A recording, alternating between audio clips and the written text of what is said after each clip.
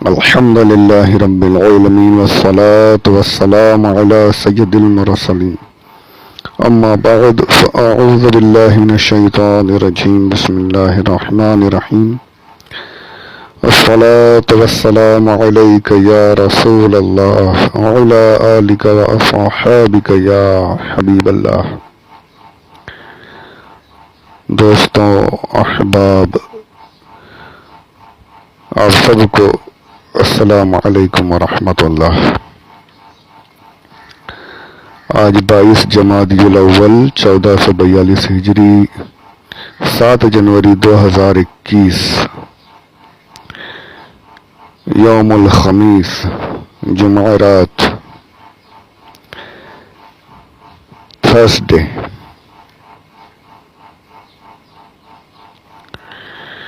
تفسیر کے سلسلے میں پارہ الف لام میم پہلا پارہ ہے، سورۃ البقرہ دوسری سورہ، اس کی آیت نمبر 25. دیوبندی مفتی شفیع کی خیانت میں نے 3 آڈیوز میں مختصراً پیش کی.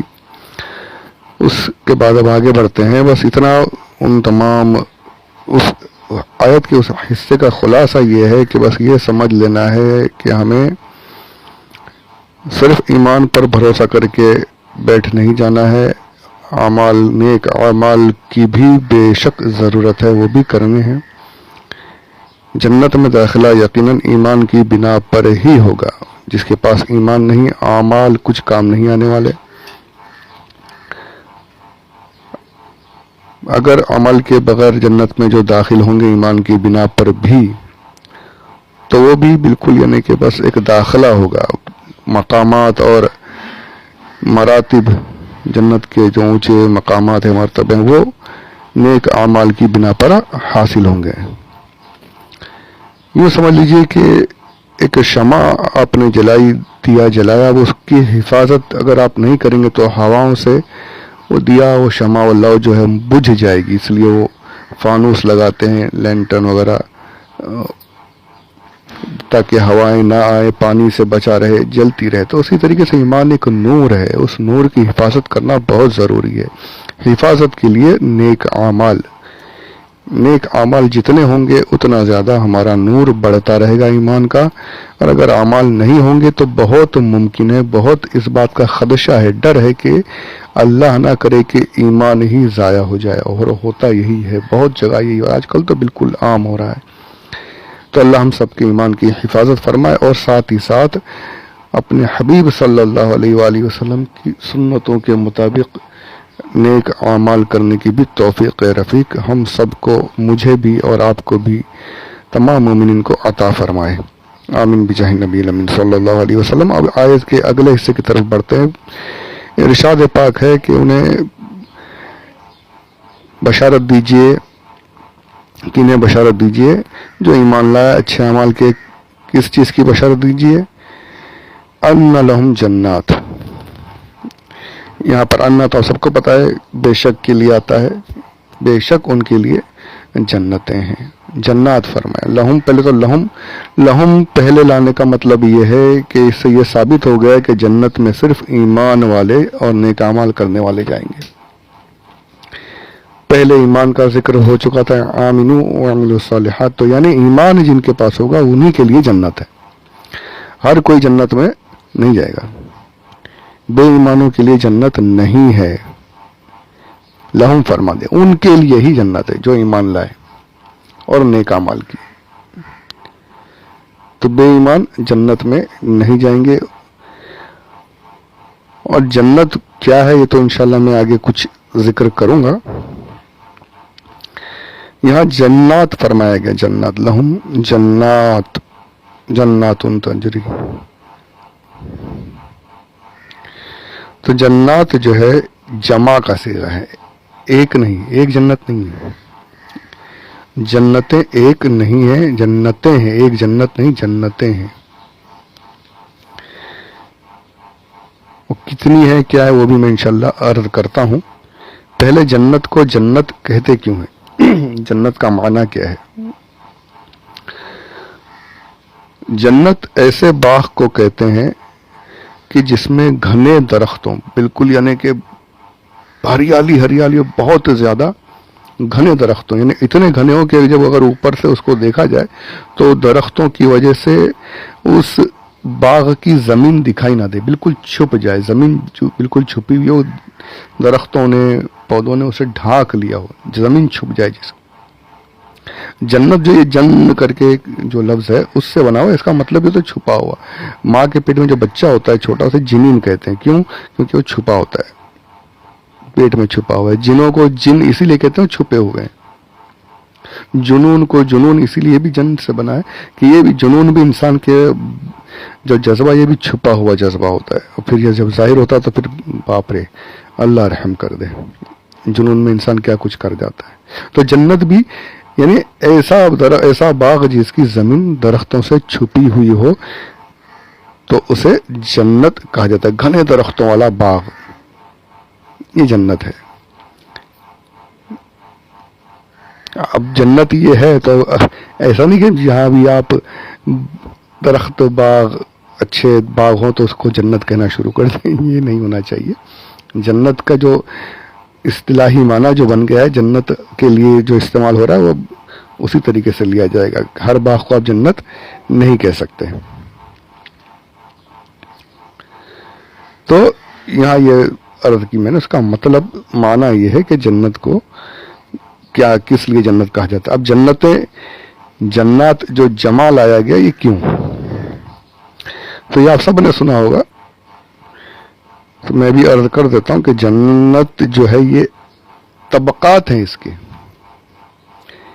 کیٹیگریز ہیں. تو کتنے طبقات ہیں؟ 8 ہیں, کہیں پر 7 کا بھی آیا ہے.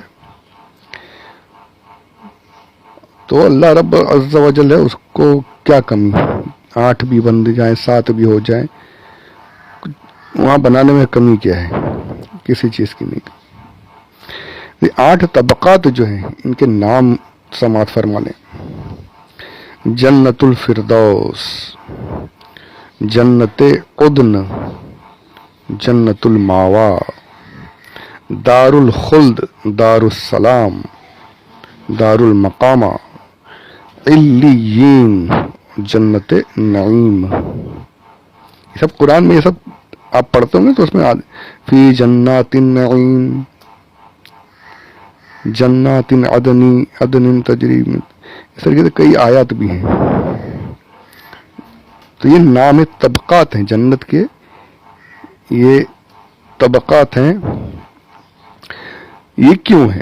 ایک ہی جنت ہوتی نا, ایک ہی جنت میں سب داخل ہو جاتے, سب رہ لیتے. اچھا طبقات بھی کیسے آپ کو پتا ہے؟ میں انشاءاللہ وہ ذکر آئے گا کہ ایک طبقے سے دوسرے طبقے کے بیچ میں 100 سال کی راہ ہے. یعنی اتنا اونچا مقام ہوتا ہے کہ وہ گمان نہیں کر سکتا. میں سے یہاں سوچ کر, بہت اونچائی, اس سے بھی زیادہ اونچا. پھر دوسرا جس کا جیسا عمل ہوگا اس کو اتنا اونچا مقام ملتا رہے گا. اور عام مومنین ایک جگہ پر ہیں, شہداء کا الگ مرتبہ ہے, علماء کا الگ مرتبہ ہے, حفاظ الگ مطلب مرتبے میں رہیں گے. اچھا یہ الگ مرتبے میں ایسا نہیں کہ پھر یہ گھمنڈ کریں گے, جی نہیں, وہ سب یہ سب گندے خیالات جو وہاں آئیں گے ہی نہیں دل میں. یہ نفس تو ختم ہو جائے گا وہاں پہ, وہ ذکر انشاءاللہ آگے کریں گے. تو یہ مرتبے جیسا جس کا عمل ہوگا وہ ویسی جنت اسے ملے گی. اور کیا ملے گی جنت؟ عمل تو میری یہ عمل اس لیے کہہ رہا ہوں کہ یہ اس پر آپ عمل سوچ کر مت بیٹھیے کہ میں عمل کروں گا جنت میں چلا جاؤں گا. یہ سب اللہ کی رحمت ہے. یہ ضرور ہے کہ اللہ تعالی اپنی رحمت سے ہمارے کسی عمل کو قبول فرما کر اونچا مقام عطا کر دے, وہ الگ بات ہے. میں تو بس اتنا ہی کہ کاش پروردگار صرف داخل ہی کر دے, اپنے تو کسی لائق ہی نہیں یار. مولا اپنے حبیب صلی اللہ علیہ وآلہ وسلم کے صدقے میں جنت میں داخلہ ہی نصیب کر دے تو بھی ہماری آخرت سنور جائے, ورنہ اپنے اعمال تو اللہ معاف کرے ہمارے گناہوں کو. آمین بجاہ النبی الامین صلی اللہ علیہ وسلم. تو یہ 8 طبقات جو ہیں، یہ جیسا جس کا مرتبہ اسے ویسا مقام بھی حاصل ہوگا، اور سب سے اونچا مرتبہ انبیاء کا ہے۔ انبیاء سب سے اعلیٰ ترین جنت میں ہوں گے، اور انبیاء سے بھی سب سے بڑا مرتبہ ہمارے آقا صلی اللہ علیہ وآلہ وسلم کا ہے۔ تو آپ کی جنت جو ہے وہ سب سے اونچے مقام کی۔ اب حضور صلی اللہ علیہ وآلہ وسلم سب سے اعلیٰ مقام میں ہوں گے، تو یہ نہیں کہ امتیوں کو یعنی کہ ملاقات اور دیدار سے نوازیں گے، نہیں، یہ سب نہیں ہوگا، آگے ذکر آئے گا انشاءاللہ۔ سرکار کا کرم وہاں بھی جاری رہے گا اپنے امتیوں پر۔ اب جنت میں یعنی جانا، اب یہ سمجھ لیجیے، میں نے ایک پڑھا تھا حدیث پاک، حضور صلی اللہ علیہ وآلہ وسلم نے فرمایا ہے کہ جہنم میں جانا اتنا آسان ہے جیسے تم اپنے گھر کے دروازے سے نکلے اور اپنے گھر کے صحن میں آ گئے، آنگن میں آ گئے، دروازہ کھولا آنگن میں آ گئے، یا ابھی بمبئی کی زبان میں کہہ لیجیے اپنے دروازہ کھولا اور اپنے گھر کا جو کوریڈور ہے بلڈنگ کا اس میں آ گئے، باہر آ گئے، بس دروازہ کھول کے باہر نکلنا ہے۔ اتنا آسان ہے جہنم میں جانا، 1-2 قدم میں جہنم میں آدمی پہنچ سکتا ہے۔ اور سیدھی بات ایمان گیا تو پھر کہاں بچنے والے، پھر تو سیدھا جہنم کا راستہ ہے، اللہ بچائے رکھے۔ تو جہنم میں جانا بہت آسان، اور جنت کے بارے میں فرمایا جنت میں جانا ایسا ہے جیسے ایک پہاڑ ہے، اس میں نوکیلے پتھر پورے بکھرے ہوئے ہیں، اور ان پتھروں پر ننگے پاؤں چڑھتے ہوئے پہاڑ چڑھنا ہے۔ تصور کیجئے کتنے یعنی یہ نوکیلے پتھر اور پہاڑ پورا چڑھنا ہے، وہ بھی چلتے ہوئے، ایسے نہیں کہ کسی طریقے سے سواری ہو، جی نہیں، چلتے ہوئے، پتھر پیر میں چبھ رہے ہیں، دھس رہا ہے پیر میں، اور ایسے میں پہاڑ تک پہنچنا ہے، چوٹی تک۔ تو یہ جنت کا راستہ ہے، اتنا آسان نہیں بھائی۔ لوگ آسان سمجھتے ہیں مسلمان ہونا، ایسا نہیں۔ لا الہ الا اللہ محمد رسول اللہ پڑھا نا تو بس مسلمان ہو گئے، بس کافی ہے، جی نہیں۔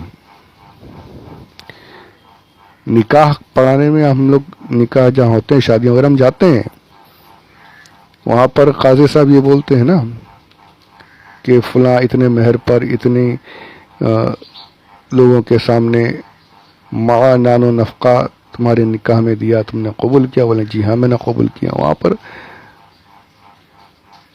اب شادی کے بعد اگر کوئی شخص یہ کہے کہ بھائی تم میری شادی میں آئے تو دیکھو میری بیوی مجھ پر ظلم کر رہی ہے، مجھ سے کہتی ہے کپڑے لا کر دو، مجھ سے کہتی ہے میرے لیے زیورات بنا کر دو، مجھ سے کہتی ہے میرے لیے کھانے کا سامان کر دو، میں نے شادی کی تھی یہ تو نہیں سب کہا تھا، قبول کیا تھا، پر یہ سب تو تھوڑی قبول کیا تھا۔ تو آدمی اسے تھپڑ ماریں گے، بھائی جو تم نے قبول کیا نا نکاح میں، وہ اسی قبول میں، ایک ہی قبول میں سارے قبول آ چکے ہیں، تجھے مع نان و نفقہ سب کچھ اسے تجھے دینا ہے،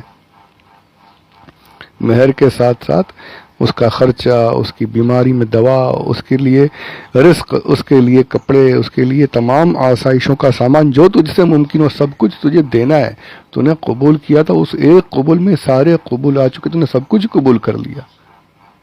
تو اسی طریقے سے جہاں ہم نے لا الہ الا اللہ محمد رسول اللہ پڑھ لیا، تو اب یہ نہیں کہ صرف ایمان لے لیے، ایمان پر آگے ایمان قبول کر لیا اور بس ہو گیا، جی نہیں، اسی لا الہ الا اللہ محمد رسول اللہ کی اقرار کے ساتھ ہم نے یہ اقرار بھی کر لیا ہے کہ اب میں مومن کی زندگی گزاروں گا، اب میں 5 وقت کی نمازیں پڑھوں گا، اب میں رمضان کے روزے رکھوں گا، مجھ پر فرض ہو جائے تو زکوٰۃ دوں گا، مجھ پر طاقت آ گئی تو میں حج بھی کروں گا۔ اس تمام فرائض کا ہم نے وہاں ایک لا الہ الا اللہ محمد رسول اللہ میں اقرار کر لیا ہے۔ صرف کلمہ پڑھتے ہی آپ چلے جائیں گے، وہ تو اللہ ایمان سلامت رکھے، ورنہ ایمان ہی سلب ہو جاتا ہے، کہیں دیکھا ہے ہم نے، ایمان بھی ختم ہو گیا، آخری وقت میں ایسے کلمات بک دی کہ بس ایمان سلب ہو گیا، پتہ بھی نہیں چلتا ہے، اس لوگ سمجھتے ہیں بہت بڑے ایمان والے جا رہے ہیں، وہ تو اللہ جانتا ہے، اللہ ہم سب کے ایمان کی حفاظت فرمائے۔ تو کہنے کا مطلب یہ کہ ایک کلمہ پڑھتے ہی آپ پر ساری چیزیں آ گئیں، آپ کو سب کچھ کرنا ہے، ایک مومن کی طرح سے زندگی گزارنی ہے، جھوٹ سے دور ہونا ہے، سچ بولنا ہے، برائیوں سے بچنا ہے، شراب سے دور رہنا ہے، جوئے سے دور رہنا، تمام برائیوں سے دور ہے کہ ایک سچا مسلمان بن کر زندگی گزارنا ہے. یہ آپ کا ایمان آپ سے تقاضا کر رہا ہے. اور جب ایسی زندگی گزرے نا آمنو عملوا الصالحات والی، تو پھر بأن لہم جنہ، ان کے لیے جنت. تو یہ جنت ان کے لیے. تو انشاءاللہ یہ کافی بہت سی باتیں جنت کی ہوں گی، انشاءاللہ اگلے آڈیو میں سنیں گے. پروردگار اپنے حبیب کے صدقے میں ہم سب کو، تمام مومنین کو، تمام اہل سنت کو اپنے حبیب کے قدموں میں لٹا کر جنت میں داخل فرما دے. سرکار کے قدموں میں لپٹے رہیں، جنت میں پڑے رہیں. کاش ایسا ہو جائے. آمین آمین یا رب العالمین بجاہ النبی الامین صلی اللہ علیہ وسلم. وما علینا الا البلاغ المبین.